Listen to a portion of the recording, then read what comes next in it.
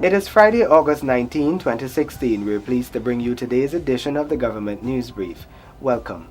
In the news, youths to be engaged in skills training and empowerment to stay away from crime and violence, Lower Quarantine Secondary School creating a more comfortable environment for students in the new school term, and the importance of breastfeeding is promoted by the Ministry of Public Health. Stay tuned as we bring you the details of these and other stories.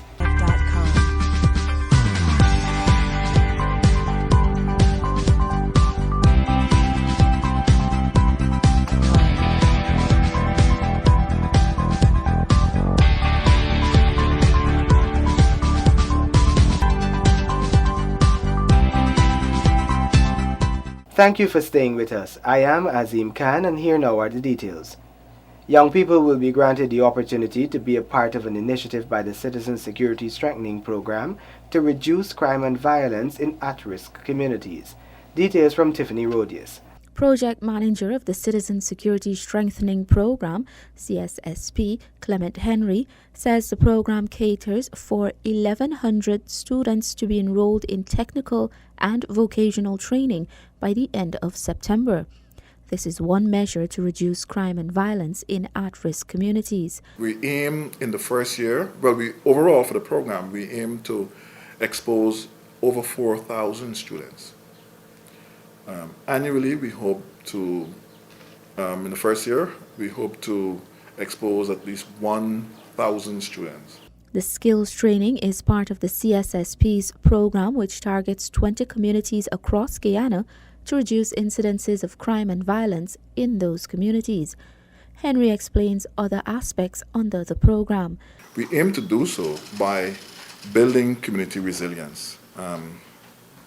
Giving them the capacity needed to combat crime and violence within the community.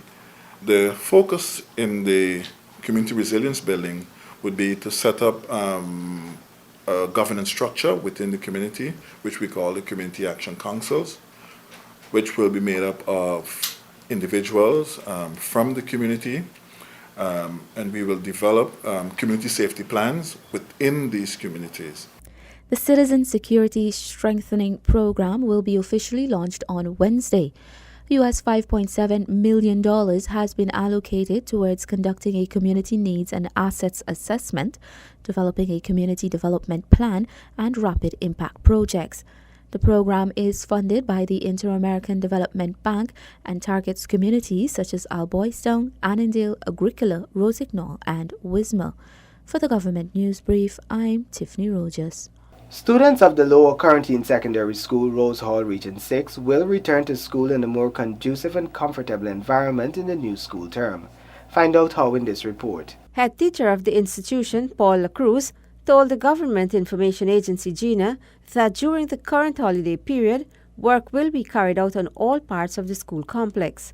The head teacher reports that the ICT lab is currently being rehabilitated and extended to facilitate more students. The overseas alumni who has contributed, being a regular contributor to the school, they have provided a new AC unit, which is waiting for the computer lab, which is under construction, extension now to be installed just as finished. And they afforded us with a heavy-duty photocopy machine, which should be here very shortly. Currently, the school's ICT lab has 19 computers, and the head teacher says with the expansion of the lab, it is anticipated that more computers will be provided.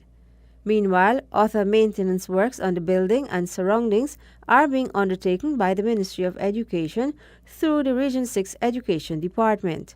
The electricity problem that we had in school for quite some time, our plumbing system has been repaired, our electrical system has been rectified, maybe 80% so far, and we have a 3/4 fence being constructed. The Lower Quarantine Secondary School catchment area is from Fyrish to Port Morant. It currently has an enrollment of 333 students. Shanta Goberdan with this Government News Brief. The Ministry of Agriculture's Fisheries Department is on track to achieve its 2016 export target. Details in this report. The local fisheries sector is on the increase and has seen a growth of 2.1% for the first half of 2016 when compared to the same period in 2015. The industry is on track towards achieving its 14,000 metric tons projection for the year, with a recorded export rate of approximately 8,459 metric tons for the first half. This export has a value of in excess $6 billion, Chief Fisheries Officer Acting outlines. We are on track to achieving what we've been achieving all through the previous years, which is about 14,000 metric tons. All right, so we are on track. The move towards this status has seen the installation of bycatch reduction devices on trawlers to ensure that the quantity of fish which is caught and discarded is reduced, thereby balancing the ocean's ecosystem. This is in keeping with the ministry's effort to emphasize aquaculture and to maintain a viable fisheries sector. The fisheries sector has recorded a fair first half of the year. Chief Fisheries Officer Acting Gary Baird outlined some of the sector's achievements. We've basically continued to do our routine activities such as data collection. We also, in addition to data, we also issued a number of licenses, meaning export licenses, licenses for fishing vessels, processing plants, and so on. We've also been engaged in some amount of dispute resolution. And we've also maintained our contact regionally with the Caribbean Regional Fisheries Mechanism, which all Caribbean states are a part of.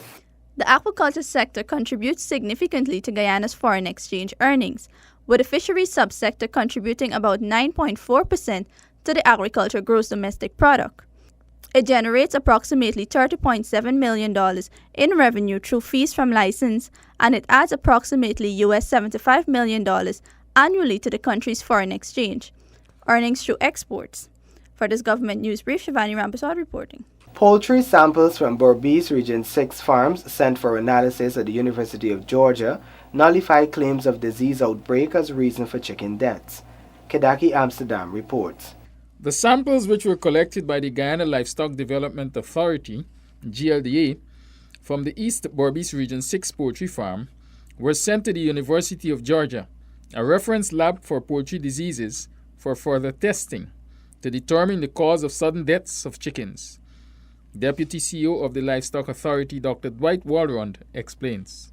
All the tests were negative that were sent, and that confirmed our suspicion that it wasn't an outbreak of a particular disease, but it was a management issue. The samples were taken following media reports in June that there could be a possible poultry outbreak in Region 6, Quarantine Berbice, as about 800 birds had died at a poultry farm.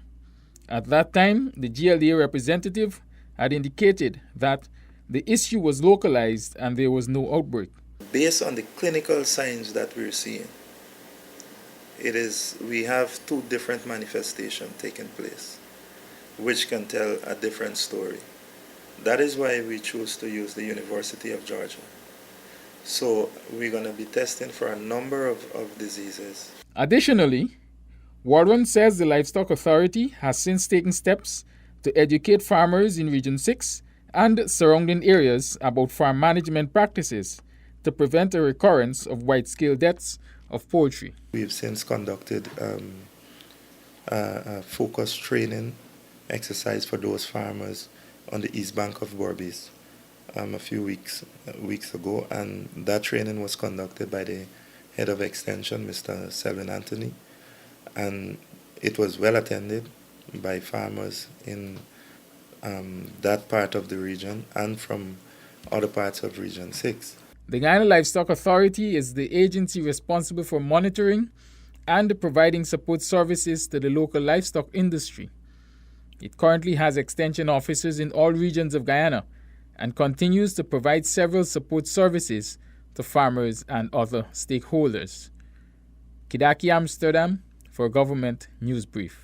The low rate of exclusive breastfeeding in Guyana has pushed the Public Health Ministry to further promote the importance of breastfeeding. Details from Delisa Haynes. The Ministry of Public Health will be placing more emphasis on promoting exclusive breastfeeding to have healthier babies. Minister of Public Health Dr. George Norton gives this assurance. The program has now been revised and updated to reinforce the International Code of Marketing of breast milk substitutes, support mothers who are not breastfeeding, provide modules on HIV and infant feeding and mother-friendly care, and to give more guidance and monitoring for assessment. It has been noted that the low rate of exclusive breastfeeding shows the need for more awareness on the issue. UNICEF representative Cornelie McCalmont explains. One of the things I should say, we have what you call, this is UNICEF have what you call the multi-indicator cluster survey, which was completed about 2 years ago. And one of the things we gathered would have been information in relation to breastfeeding, especially exclusive breastfeeding. The mixed report says that we are 23.3% in relation to exclusive breastfeeding rates. McCalmont points out that specific points need to be taken into consideration in order to create the right messages to promote exclusive breastfeeding. We need to consider what are the inhibiting factors to exclusive breastfeeding. We need to also consider what are the enabling factors to exclusive breastfeeding. And when we know these things, what we need to do is to craft our messages, craft our counseling activities to make sure that we address exclusive breastfeeding counseling, but most importantly, to make sure that we continue to give our women the confidence they need to support breastfeeding. The Ministry of Public Health, in collaboration with PAHO, WHO, and UNICEF, has implemented the breastfeeding promotion program across the country.